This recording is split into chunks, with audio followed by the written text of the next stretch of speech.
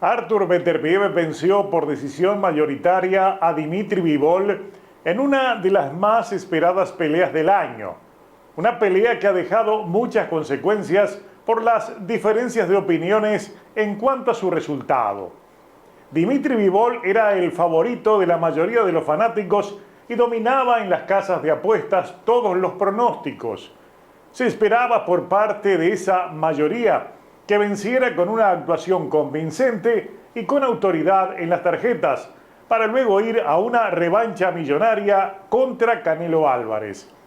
El propio Canelo había pedido esa pelea y Eddie Hearn ya la estaba negociando antes de conocerse el resultado de Beterbiev contra Bivol. Quienes esperaban la victoria de Beterbiev solamente la creían por nocaut, al punto que imaginar y apostar por una victoria en las tarjetas estaba pagando en la apuesta combinada 7-1 en algunas casas de apuestas. Se dio el resultado menos esperado y lo que sonó de inmediato fue el reclamo, la exigencia de una revancha. Sin embargo, desde el sábado en todas las conversaciones sobre esta pelea abundan las menciones a Canelo Álvarez. Una multitud lo quiere ver contra Artur Beterbiev. Se han creado hasta promociones gráficas y lo más importante, hay quien cree hasta que Canelo está hoy en condiciones de vencer a Artur Beterbiev, incluso que sería un rival menos complicado que el mismísimo Dmitry Bivol. Canelo Álvarez, mientras tanto, es prudente, se mantiene en silencio, no llama ni nombra al león, quizás para no verlo venir. Pero, ¿qué desiertas son las teorías de algunos de los fanáticos sobre las posibilidades de Canelo ante Beterbiev? Eso lo vamos a analizar en este video y al final tendrán mi punto de vista sobre esa pelea. O sea, si para Canelo es un acierto pedir una pelea contra Beterbiev o un verdadero suicidio boxístico. Canelo sí o Canelo no contra Artur Beterbiev. A continuación.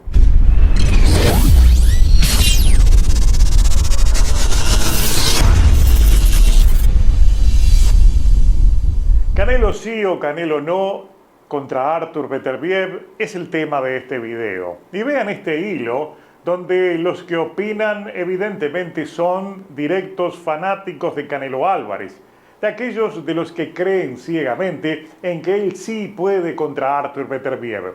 Y si observamos se menciona que su chance es mayor incluso que de Beterbiev por sus estilos, ya que a Canelo le cuesta un mundo los boxeadores que se mueven mucho. En cambio, a los frontales como Beterbiev, Canelo les puede ganar, de acuerdo a lo que aquí dice un fanático. Duda que le gane, aclara, pero tiene chance. Más abajo le tienen fe a Canelo.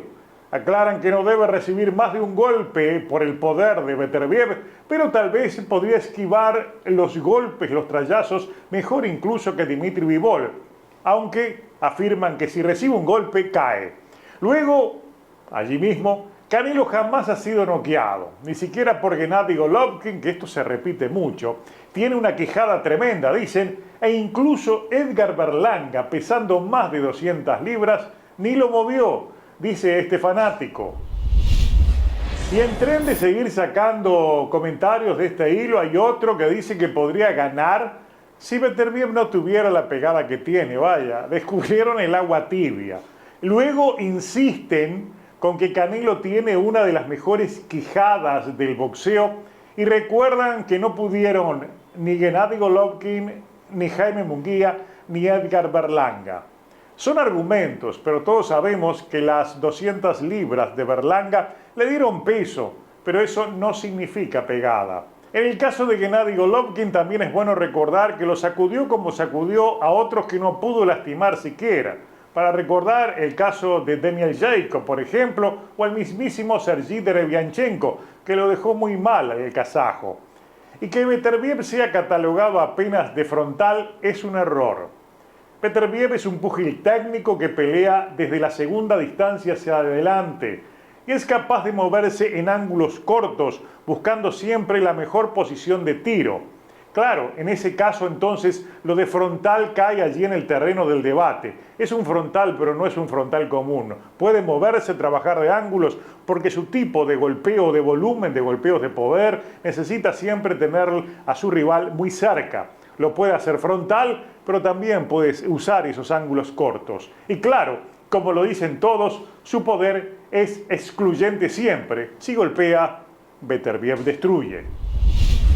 Y aquí tenemos otro hilo, como que hay quien lo ve más desde la coherencia del sentido común que desde las emociones, aunque no faltan comentarios sorprendentes. Alguien lo cataloga de riesgo innecesario, otro apela a lo épico, dice, sería el mejor boxeador mexicano de todos los tiempos si lo enfrenta, o sea, asumir el riesgo o seguir peleando contra rivales que son menos reto, y aquí dice lo sorprendente, lo cual no está mal tampoco, o sea que está bien que siga eligiendo rivales. Hay otro que recuerda la asimilación de Canelo ante Bivol y Gennady Golovkin, y dice, Canelo perdió con Bivol, pero técnicamente Bivol le ganó a Beterbiev. Yo creo, escribe, que Canelo perdería con Beterbiev, pero se vería mejor que ante Bivol, por aquello de que es un tipo de boxeo más frontal, lo que les decía otro fanático. Y aquí viene la madre de las emociones canelísticas. Quien se denomina PCR dice que Canelo ya le ganó por nocaut a Kovalev, que tiene un estilo parecido al de Beterbiev. Los estilos hacen las peleas y quien las gana también hace una comparativa con la trilogía Casanova-Zurita-Conde, que muchos mexicanos la recuerdan, y aquí dicen sería Bivol le gana a Canelo, Beterbiev le gana a Bivol y Canelo le gana a Beterbiev, como en un juego de palabras parecido a lo que sucedió entre Casanova, Zurita y Conde, una trilogía que precisamente emula lo que pretenden que haga Canelo Álvarez, que venza a Beterbiev y para completar entonces una trilogía donde todo el mundo le ganó a todo el mundo, de manera indirecta obviamente. Y en esto de buscar opiniones en el hilo, vean el nombre de Déjenme Bailar, el cual afirma que una pelea entre los dos sería descabellada. Canelo no le aguantaría la pegada a Artur Beterbiev. Hay otro fanático que cita que es solo rumor, y si hay una pelea, la ganará Beterbiev. Un restante cree que sería bueno poner a prueba la mandíbula de Canelo. Y el último quemó el depósito, dice Pedro Zavala.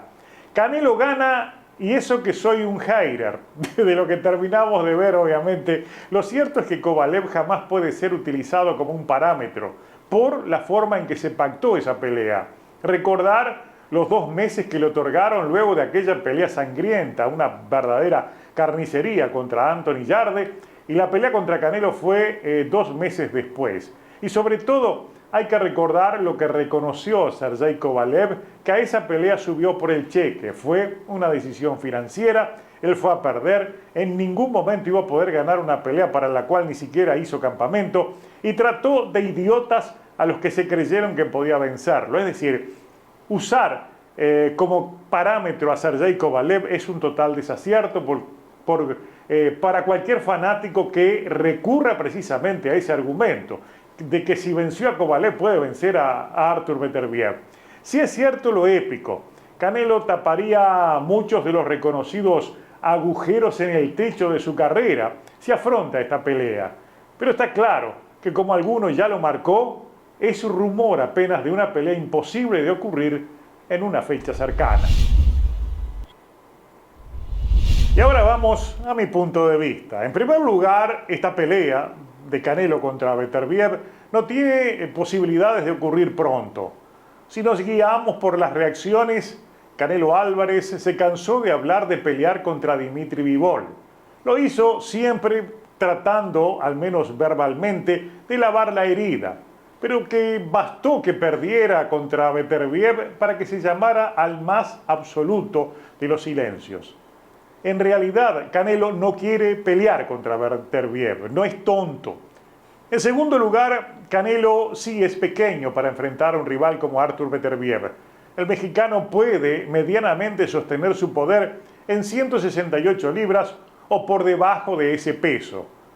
Para tener oportunidades debe elegir rivales de menor talla o poco tránsito en las 168 libras, como fue el caso, por ejemplo, de John Ryder, de Jaime Munguía o de Jermell Charlo, que ni siquiera había peleado en 160, o rivales de inferior calidad, como lo es Edgar Berlanga, por ejemplo, o el mismísimo Avni Yildirim, que es un ex sparring de Canelo, por ejemplo, o rivales a los cuales pueda disminuir en base a estrategias de escritorio, como ocurrió contra Callum Smith, como ocurrió contra Rocky Fielding o contra el mismísimo Sergey Kovalev.